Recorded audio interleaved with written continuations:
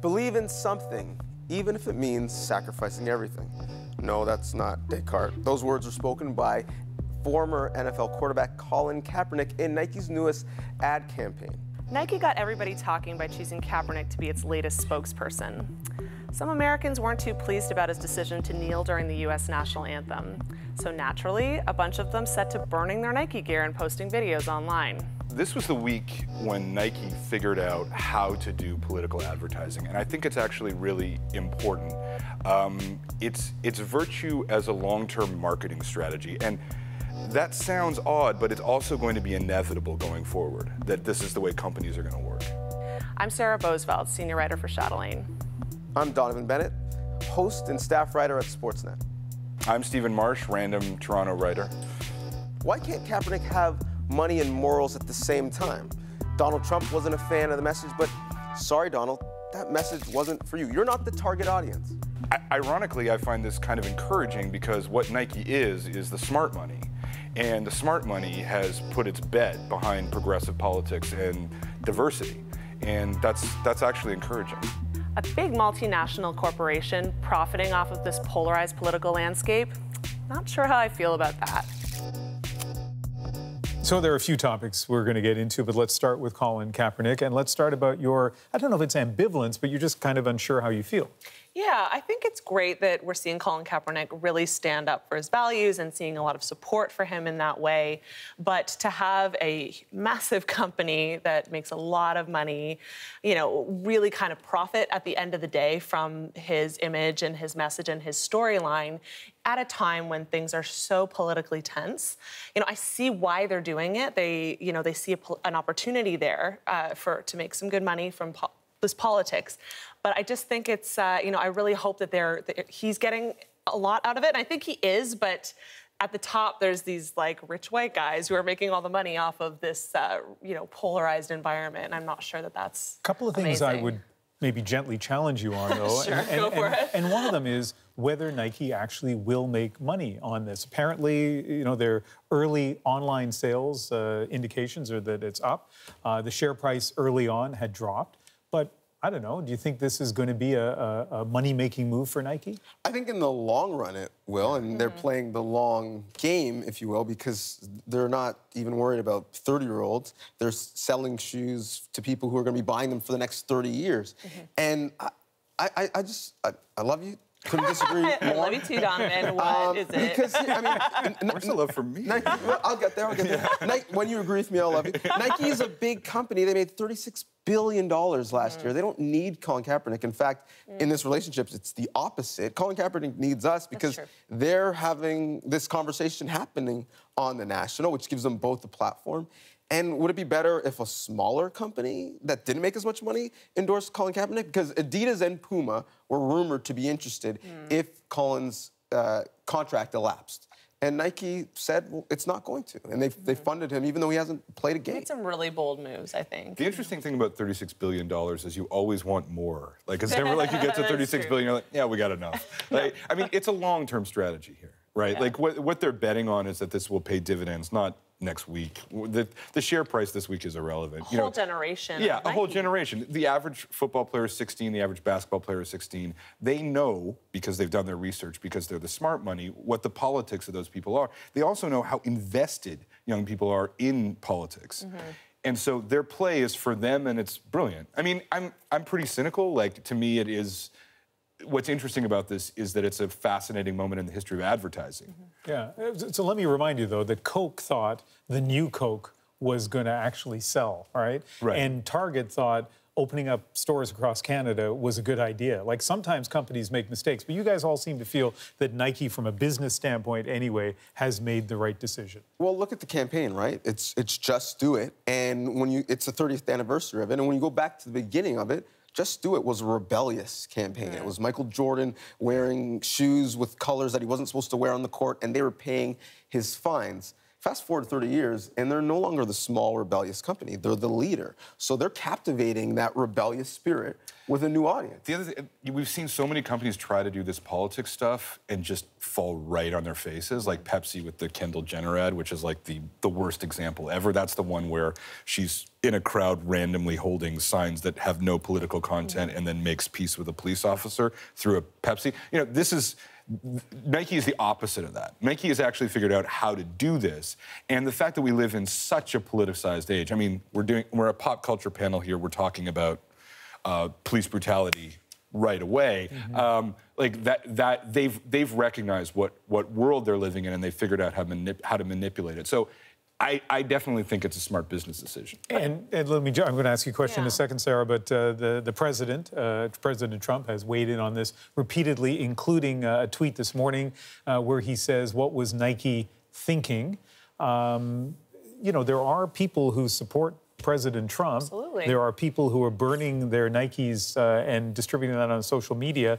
Is there a danger here for a corporate logo to evoke that kind of anger, at least among some percentage of people? Well, what I'm saying is that they don't need that audience really. We just discussed that it's the more millennial, you know, social justice, socially conscious people, but they also capitalize on and benefit from that attention that they get from this certain cohort of people who are happy to burn Nikes they've already paid for. So Nike's like, I already have your money, so I don't know what the problem is, you know, and inflaming that tension, because look at how many people would have seen that tweet from Donald Trump. Look how many people, you know, are talking about this for, you know, the first tweet came out Monday. It's Friday now, you know, and I think, you know, I think Nike obviously did its research and placed its bets and said, look, we don't need your money, you know, bigoted people of America, if they see them that way. But that's why I am a little concerned that it is choosing really one path. And I am, you know, kind of scared about sort of what's happening if we let polarization go too far. And now that we're seeing Nike willingly be part of this one side of the polarized environment, like what cost does that come to for all of us as a society? Although there is more to talk about on this, I do want to move on to another topic, and that is something that, a term I hadn't heard really until this week, job shaming, right? And this is all about Geoffrey Owens, who I did not know by name, but I remember who he is when people point out that he was one of the actors on the Cosby sitcom. He was bagging groceries at Trader Joe's. Somebody recognized him, took a picture of him, and some media picked it up, and basically the theme was, how sad is this? How far has this guy fallen? And then there was a backlash to that from people saying, what are you talking about? He's an actor who's not a multimillionaire, who's doing something to make money. Yeah, this story really upsets me. And for a couple reasons. One, if there's a former Cosby actor that we should be shaming, it shouldn't be Geoffrey Owens. There is one. Yeah, honestly, number one. And number two, not only did she take the photo, and it'd be one thing if, you know, she put it on her social media, so on and so forth, she sent it to the Daily Mail. So she sent a message basically saying, this is someone doing work that I feel is shameful. He was an actor and looks like he's not. I'm going to publicly shame him. And the fact that, I mean, Geoffrey Owens is going to be okay. Nicki Minaj sent him $25,000. Although he's had to leave his job. He had to leave his job at Trader Joe, which is the saddest thing. Right, He chose to leave his job. He chose to leave his job. They didn't make him leave. But, Tyler Perry has offered him a role, and I actually don't like the fact that he's getting pity roles, but in the long run, he's going to be okay. But you know what? Actors, I think a lot of unemployed actors would certainly roles, take them. Yeah. But if I'm a worker at Trader Joe's and the conversation is how bad it is to work there, and not the fact that actually Trader Joe's gives great health benefits, and actors are choosing to work there on the sides. Any work that's honest work is good work, and I think that's why it upset me. I want to talk to you guys about that in a moment, but let's hear from him, because he weighed in on this and is quite eloquent, not surprisingly. A certain job might pay more, it might have better benefits, it might look better on paper, but that essentially one kind of work is not better, superior than another kind of work, and that we reevaluate that whole idea and we start just honoring the dignity of work and respecting the dignity of the working person. So, I mean, an eloquent point Absolutely. that he makes. I love that message because I think we run into this a lot. You know, certainly the service industry. You know, my sister's had been a server for a long time. She'd always get asked, you know, well, what do you do? What's your other gig? Or you know, are you a student? Like, there must be some other goal or reason that you're doing this job. And I just think that you know, highlighting that people should be able to be respected and have a lot of dignity in the work that they choose to do.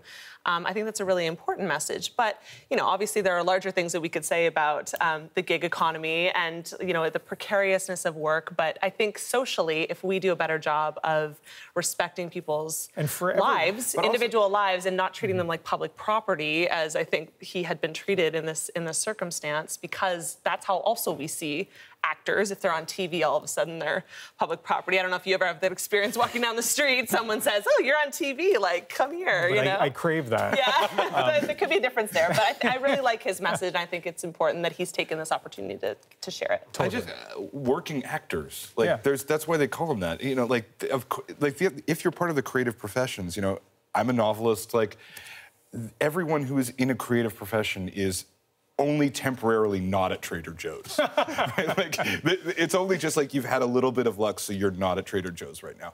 And I think you have to, everyone should respect, that's part of being a creative person. That's part of the courage of being a creative person, is figuring out that you have to have these jobs, that you have to do this kind of work in order to pursue your dreams to be an actor, in order to pursue your dreams to do anything great. So yeah, there's the weird thing about like, hating people who work at Trader Joe's, which is just bizarre in itself. But then there's also the thing where it's like, well, what do you think the life of actors is like?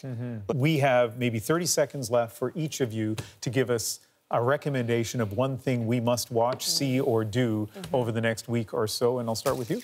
Well, I just last night watched the finale of Sharp Objects. It's an HBO crime thriller about a reporter who goes back to her hometown, a woman who's a reporter, and lives with her family.